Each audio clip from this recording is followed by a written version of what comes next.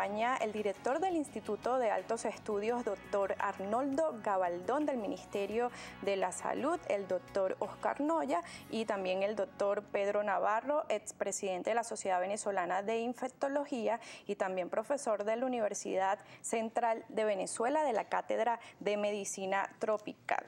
Y quisiéramos conocer más sobre este mosquito, dónde se crían, en qué momento del día pican. Bueno, ellos siempre pican al atardecer y al anochecer. Son mosquitos que buscan cuando hay la temperatura más baja. En el anochecer baja la temperatura, ellos a veces están escondidos o pernoctando debajo de la cocina, cuando están en las casas. Cuando se hizo la campaña de erradicación fue a través de insecticidas residuales.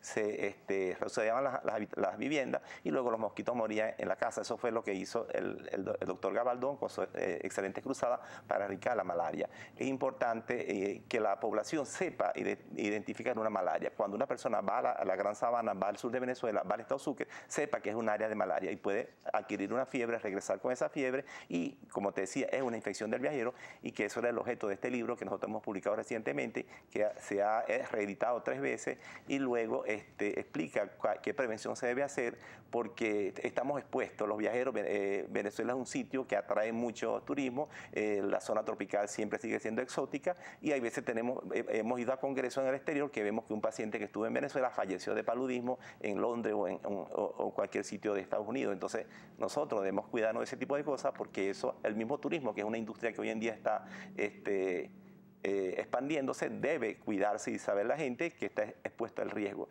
Ahora, otra cosa importante a retener es que cuando nosotros enseñamos medicina, tratamos de que los estudiantes sepan que la malaria no es una enfermedad que se acabó como se pensó, una malaria que tiene un resurgimiento, yo lo llamo resurgimiento, y que está circunscrita en esos estados y que los estudiantes de medicina deben saber que en cualquier momento, en Caracas, en Valencia, llega un paciente que estuvo de paseo en Guiria y tiene una fiebre y no se identifica porque no se pensó en malaria. Entonces la malaria salió del closet y está caminando por todos los sitios de Venezuela. Lo único es que tenemos que enseñar como profesores a identificarla. Los bioanalistas, yo les decía, que son las personas más importantes, que tengan en cuenta que siempre malaria es posible y son los que identifican la enfermedad.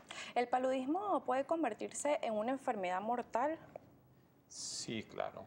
Es una enfermedad. Afortunadamente en Venezuela el diagnóstico se hace tempranamente y el tratamiento, pero en el mundo aproximadamente mueren entre 2.000 a 3.000 personas diariamente por la malaria y eso casi todo está concentrado en el África. En Venezuela afortunadamente la tasa de letalidad es baja. Por eso, porque el diagnóstico se hace tempranamente. Sin embargo, los síntomas son bastante comunes, o sea, diarrea, vómito, fiebre alta. Fíjense, los síntomas lo confunden muchas veces con otros problemas, con dengue. ¿Por qué? Porque también produce dolores musculares, dolor de cabeza, fiebre, que lo hace con una infección urinaria. Y en este momento hay una gran confusión con dengue y con chikungunya, porque también tenemos 2 epidemias que nos están afectando. Y ahí es donde se debe pensar siempre dónde estuvo esa persona, el antecedente de haber estado en las áreas maláricas. Y aquí tienen el mapa más reciente de la semana 52 del 2014, donde pueden ver cuáles son las áreas donde estamos teniendo transmisión. Claro que el epicentro está concentrado en el sur de Venezuela. De ahí vienen Bolívar y Amazonas, producen el 90-95% de los casos. Bien, los síntomas, ¿en qué momento se presentan? Luego de la picadura del mosquito, ¿cuántos días pasan? 10 días aproximadamente es el promedio para todo. Entonces, es importante empezar con la fiebre. Y la clínica, yo sigo insistiendo en eso. Yo soy profesor de medicina, de medicina interna, y hay que los síntomas identificarlos, hacer una historia clínica adecuada. Y siempre la malaria da una intermitencia. El paciente le da la fiebre hoy, mañana no tiene fiebre y el otro día tiene fiebre, que es lo que llama la terciana benigna, que yo decía para viva, y terciana maligna para el falcíparo. Nosotros tenemos poco Plasmodium malariae que da la cuartana, y entonces es importante esa determinación de la fiebre, porque eso te explica que es una enfermedad, una fiebre adquirida en un sitio. ¿Es una fiebre alta? Una fiebre muy alta, de 40 grados, da dolor de cabeza. Todas las enfermedades infecciosas producen cuadros sistémicos y la malaria está ante ello, pero tiene una clínica muy bien definida, que entonces siempre hay que enseñarle a los estudiantes y a los que trabajan en salud de que hay que hacerle la historia clínica adecuada y relacionarlo con la procedencia del paciente. Recogiendo esos síntomas y la procedencia del paciente, rápidamente se hace un diagnóstico de malaria. Ahora, el problema que tú hablas de la mortalidad de malaria es que en Venezuela poblacional no hay tanto muerto porque el paludismo es por plasmodio viva. En África, por ejemplo, el 90% es falcíparo y la mortalidad es mayor. Es más grave. Sí, sí, mueren por insuficiencia renal, mueren los niños, las embarazadas, las señoras que están dando parto, mueren en ese momento. Entonces, en nuestro paludismo tenemos esa ventaja y yo la recomendación que doy que hay que volver a retomar lo que hizo el sabio Gabaldón.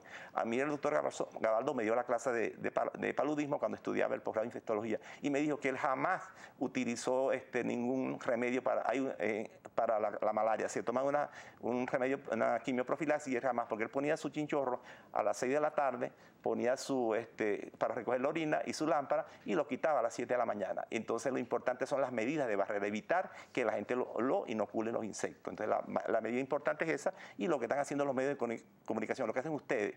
El medio de comunicación es más rápido que lo que hago yo enseñando medicina. Tú llegas rápidamente, llegamos a la gran sabana, llegamos a cualquier sitio y es la importancia que tiene, por eso es que no eludimos nunca hablar con un periodista, porque es la fuente primaria que hay para la prevención de cualquier enfermedad. Bien, ¿quiénes están en mayor riesgo?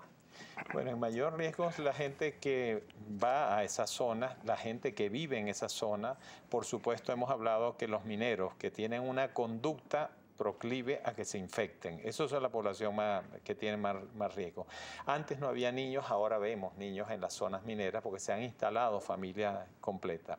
Debo acotar que Venezuela, a pesar de que en este momento está pasando por una situación muy crítica en relación a los números que damos de malaria, sigue teniendo los mejores especialistas en el área de mosquitos de la malaria. Ahí tenemos a la doctora Yasmín Rubio, a Jorge Moreno, a Darjaniba, un grupo brillante de entomólogos que continuamente están haciendo propuestas al Ministerio de Salud. Ahora, no es solamente un problema que debe manejar el Ministerio de Salud, porque se le achaca al Ministerio de Salud la responsabilidad exclusiva del problema que estamos teniendo. Aquí hay un problema social muy importante que es el responsable que haya tanta minería ilegal. Si se controla la minería, se instalan realmente minas que esté bajo el control del Estado, nosotros podemos controlar. Pero en este momento es un desastre lo que hay ahí, un desastre ecológico, un desastre social, porque no solamente hay malaria, hay enfermedades de transmisión sexual, ahí hay mucha violencia, porque en este momento la minería ilegal está en manos de grupos llamados sindicatos, en donde hay un alto porcentaje de gente con antecedentes. Entonces hay una problemática social en el área sumamente grave que nos afecta al resto del país, porque esta gente no todo es de la zona, sino que son de Carabobo, o son de Falcón, o son de Sucre, van a trabajar como mineros y se llevan la malaria al resto del país y nos crean un problema en todo el país.